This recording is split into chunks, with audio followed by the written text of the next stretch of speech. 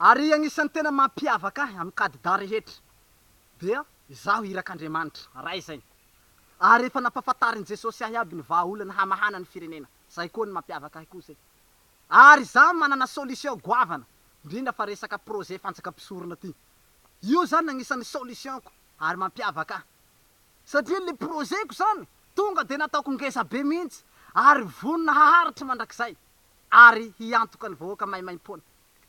Tsy misy candidat mahasaky mijoro mihitsy hoe raha zaho lany filoham-pirenena homena sakafo bojo nareo, hihinam-bary bojo, hihinana laoky bojo, hatofana jirama bojo, coopérative automobile bojo, essence bojo, gasoil bojo, tsano bojo, fiainana jiaby bojo.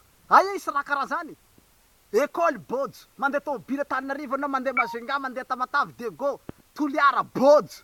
Ia candidat havitan'izay. De hoy izy nareo hoe zany tsy sere zany, aia koa mahavitanao an'izany.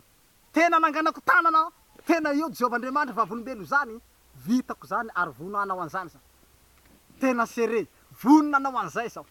Zay mihitsy mahatonga za mizingizina eto aminareo fa mianaka tena miavaka mihitsy amin'ny candidat rehetra. Ary zaho mino fa zavatra vitako tsy ho vitan'ireo candidat reo mihitsy.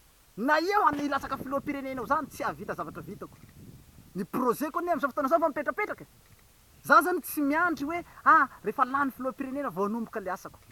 Fa ny ahy zany am'izao fotoana zao de fa namboly, niompy, efa nanangana hôpitaly, nanangana école, ary efa manomboka mividy coopérative zao inaniko zao mividy tômôbily maromaro, fa manangana coopérative de efa manomboka miaina bojo zao ny olo ato. Efa firy olo miaina bojo ato amiko ato am'izao fotoana zao. Fa olo mandeha anjatonjatony efa ho arivo mahery. Ny olo velomiko, efa bojo ny fiainana. Amintsika miresaky zao zany amintsika miresaky zao de fa betsaka ny olo fa miaina bojo atofako. Fa gratuit fiainana. Zay mahatonga zaho miteny aminareo tsy resaka ambava fotsiny aho, fa tena azo antoka, azo tsapaitanana mihitsy zavatra tena azo antoka, tsapaitanana, zava-misy. Ka izay mahatonga zaho milaza aminareo zany hoe fidio marika tatandraza. Fa io ny solution vahaolana anafaka ny firenena.